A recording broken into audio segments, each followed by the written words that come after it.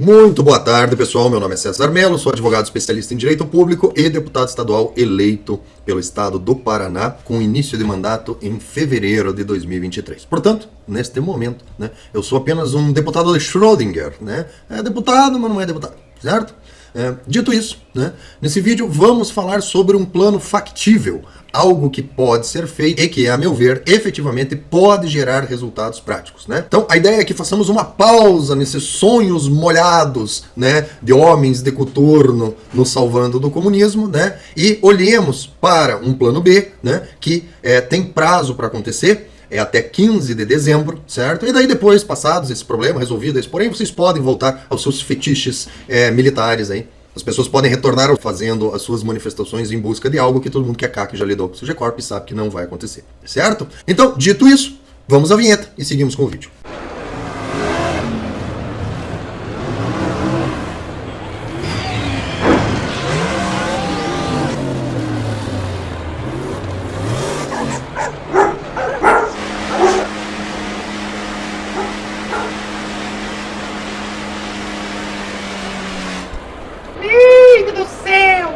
Pois bem, pessoal, pois bem, Então eu passei algumas horas desta tarde fazendo um brainstorm com colegas do Twitter, o que na verdade significa que eu passei a tarde zoando intervencionista, Esse pessoal que nunca entrou no CGCorp e acha que o exército vai abandonar as suas gordas aposentadorias, Em troca de pegar em armas e trocar tiro com a Polícia Federal para nos salvar do comunismo, O comunismo que gera o aumento do Estado e, portanto, o aumento dos seus próprios salários, Not a great plan.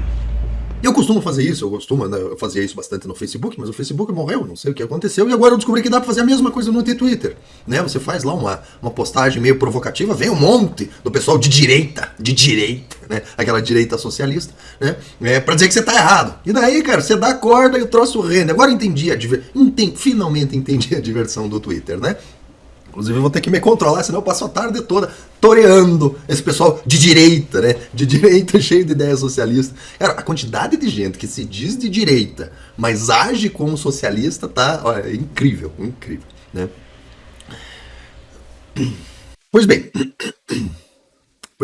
então desse brainstorm surgiu uma ideia, que eu pretendo pôr para vocês, e por coincidência, no meio desse brainstorm, o Peter Turguniev, lá do Ancapsul, soltou um vídeo, mais ou menos na mesma linha, então, em complementação ao último vídeo, onde eu sei que, eu acabei destruindo fantasias, derrubando castelos de cartas, etc. Teve gente, pouca gente, fiquei bastante feliz com isso, pouca gente revoltada nos comentários e tal, mas foi uma minoria positivamente surpreso com o feedback do vídeo, E, portanto, considerando que ali foi uma questão teórica, eu vi que algumas pessoas não conseguiram entender exatamente o que estava sendo proposto, E a partir desse brainstorm, onde eu, fiz as minhas provocações, toreei o pessoal lá, com os meus argumentos, eu vi que não seria possível que as pessoas entendessem o que eu estava falando, a menos que eu colocasse de forma explícita o que estava falando. Então, eu adotei a prática de torear o pessoal um pouquinho, até eles falarem, então já que o que a gente tá fazendo não vai dar certo, o que é pra fazer então? Eu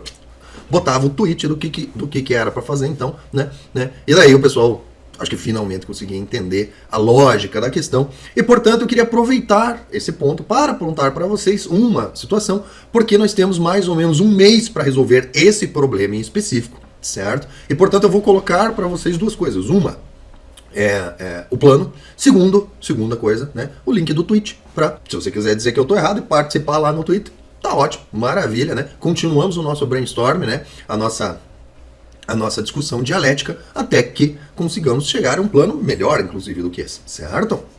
Trata-se apenas de um protótipo, capaz de ser melhorado. A grande vantagem é que o plano envolve muito mais você se aproveitar das más intenções dos outros do que efetivamente exigir de alguém que tem uma boa intenção para consigo, que é o plano dos intervencionistas. Vocês hão de concordar comigo que, na prática, o elemento fundamental do plano dos intervencionistas é que alguém lá do exército queira nos salvar do comunismo, e realizar novas eleições ou entregar o governo para o Bolsonaro, sei lá, alguma coisa assim, Not a great plan.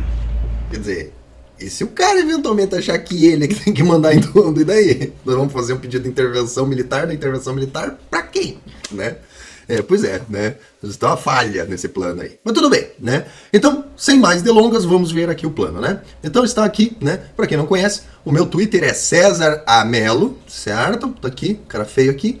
Tá aqui a identificação, tá? Se quiserem me seguir no Twitter, fiquem à vontade. Se não quiserem também, fiquem à vontade. Cada um faz o que quer e arca com as consequências do que se decidiu fazer, certo? Então, um plano factível, que tem alguma chance de dar certo. Ah, César, garantido. Não é. Mas é um plano que tem alguma chance de dar certo, sendo que o outro não tem nenhuma chance de dar certo, né? E a gente ainda fica sendo pintado de antidemocrático por conta do pessoal que não consegue ver outra solução, certo? Então, trazendo uma alternativa, tá aqui, tá? Um plano factível. Uma manifestação que impeça a PEC de 270 bilhões do Lula de ser aprovado. Eu vou repetir mais uma vez que o pessoal não viu no último vídeo. Por que o Lula precisa dessa PEC? Porque ele fez um monte de promessas, certo? Ele vai usar esse dinheiro para, comprar apoio no Congresso, certo? Fazer uma espécie de um mensalão 3.0, porque o mensalão já teve 2.0, que foi o petrolão, né? Então, é uma espécie de um mensalão 3.0, certo? Ele vai usar esse dinheiro para socorrer os amiguinhos da América Latina e assim fortalecer o Foro de São Paulo para garantir maior viabilidade na reeleição dele, mesmo que ele cause um desastre econômico na economia, tá? E ele vai usar o dinheiro dessa PEC para acabar com o tal do orçamento secreto, de modo a ter mais controle sobre o novo Congresso.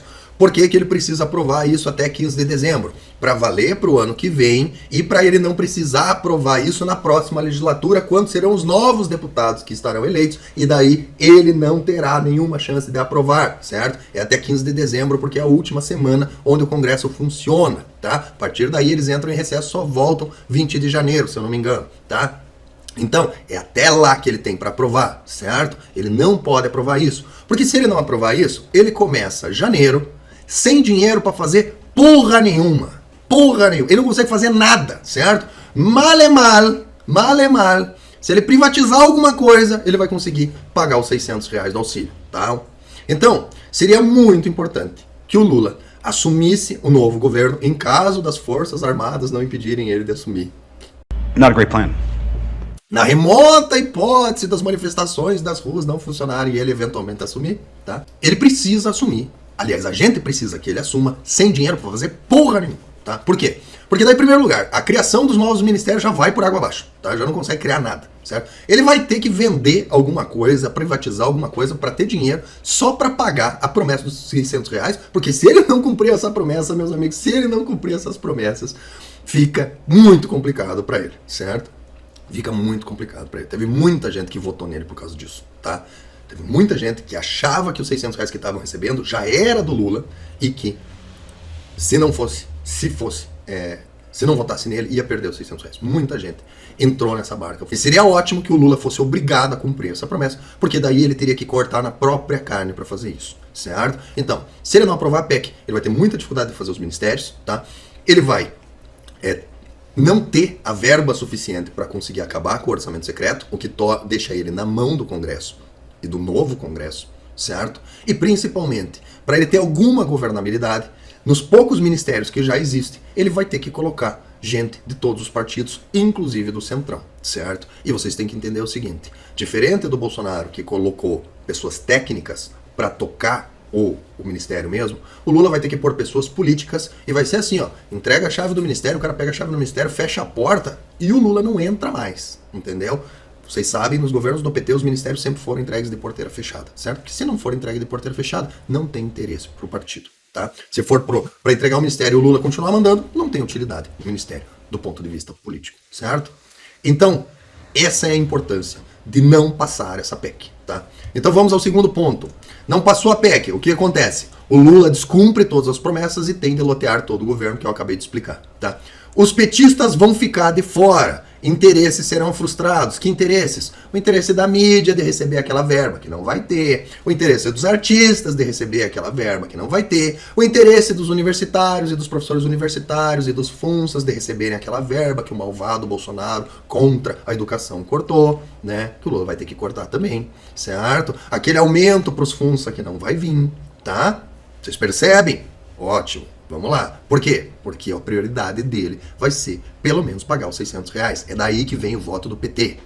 Eles não podem se dar o luxo de descumprir essa promessa, tá? 4. Lula fura o teto. Impeachment, tá? Isso é certeza absoluta que vai acontecer, tá? O Lula, o PT já tá falando em usar uma decisão do Tribunal de Contas, em usar uma jurisprudência do STF, não sei o que. Meus amigos, isso não importa. Isso é furar o teto, objetivamente. Ah, mas o TCU falou que pode. Foda-se, tá? Impeachment, tá? Essa é a maior chance que a gente tem de fazer impeachment. Por quê? Ah, não, porque ele cometeu crime de responsabilidade. Eu já falei várias vezes pra vocês. Impeachment dá pra fazer, inclusive por falta de bom dia. O processo é principalmente político. Aliás, o processo é integralmente político. Só que, para que os políticos se interessem em se livrar do Lula, como se livraram da Dilma, é preciso que ele seja um problema. E como é que ele vai ser um problema? Ele tendo uma série de prioridades para atender que não sejam os interesses dos políticos do Congresso. Sacaram? Ótimo, vamos lá, continuando.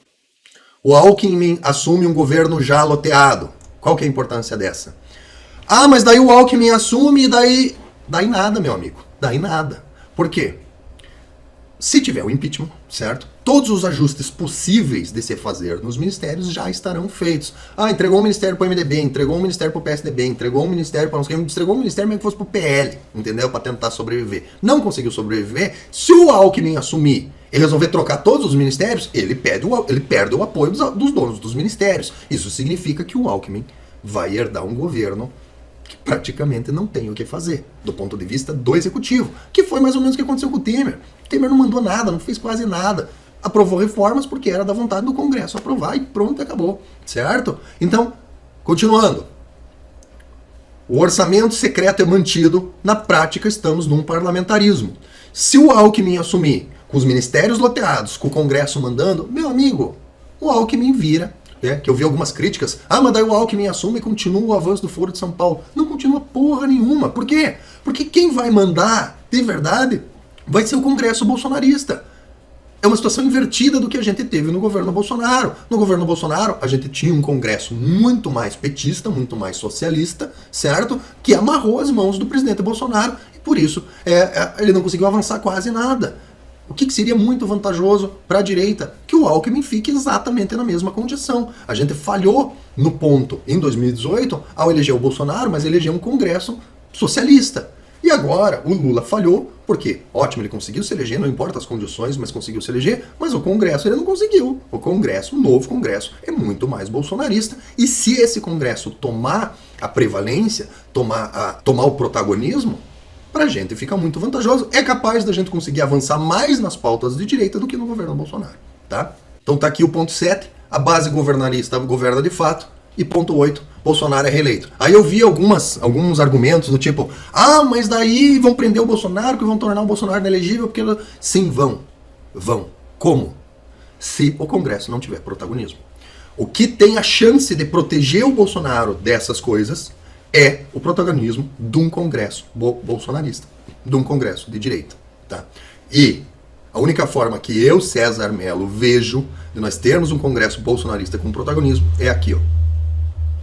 Tem que impedir essa PEC de ser aprovada. Nós temos que impedir essa PEC de ser aprovada, tá? Então, gente, para esse vídeo é isso, tá? Eu peço que as informações complementares vocês vejam no vídeo do Peter Turguniev sobre a PEC, tá?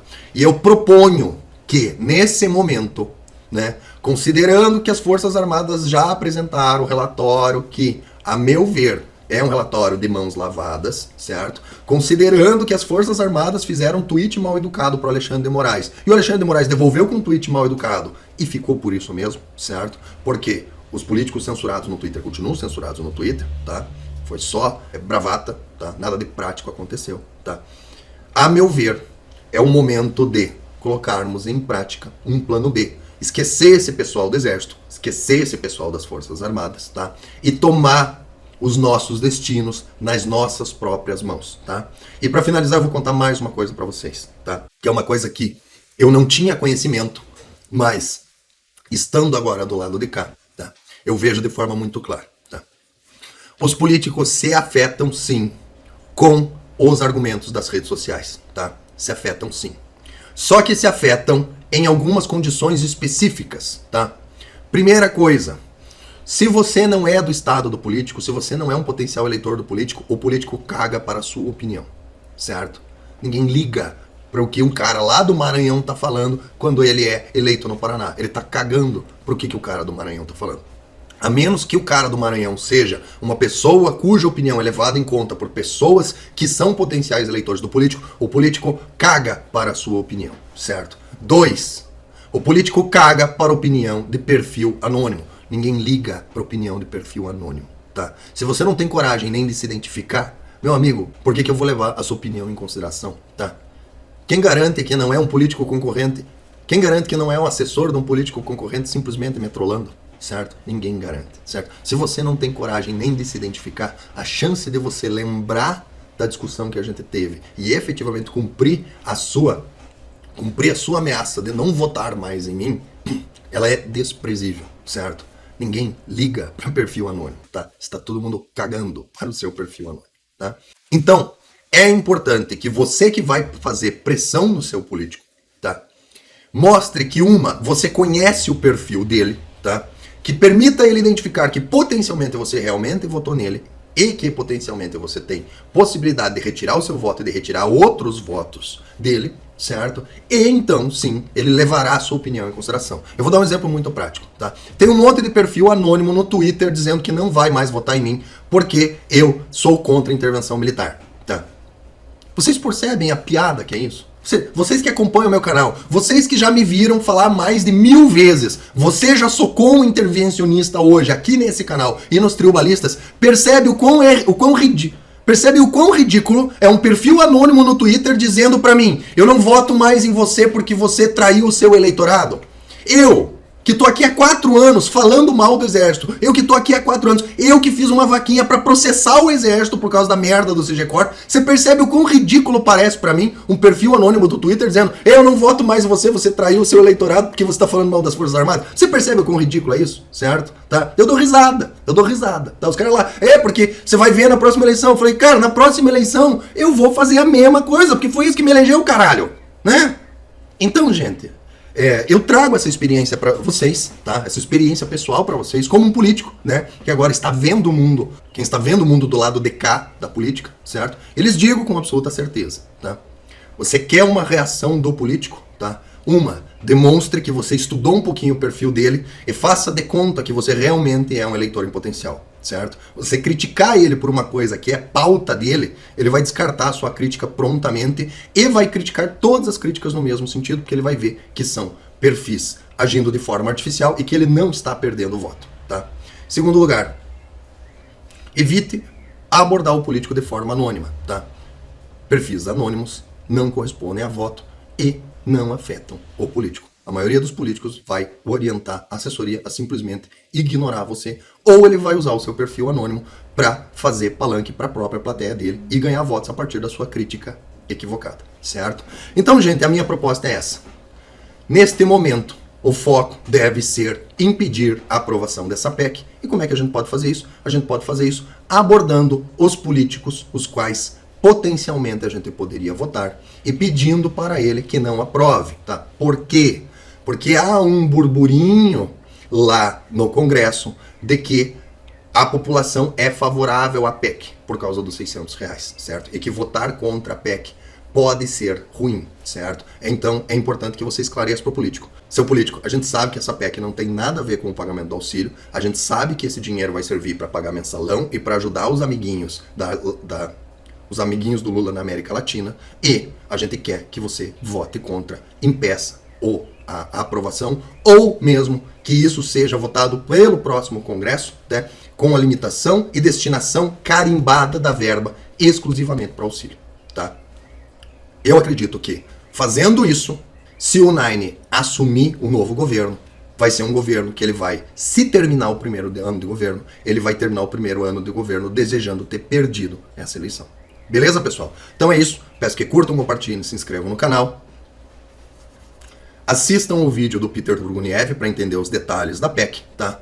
E bora agir de uma forma inteligente que traga resultados factíveis, tá? Vamos buscar os parlamentares que têm o nosso apoio, vamos buscar os parlamentares que são potencialmente eleitos por nós e vamos pedir a eles que não aprovem essa PEC, certo?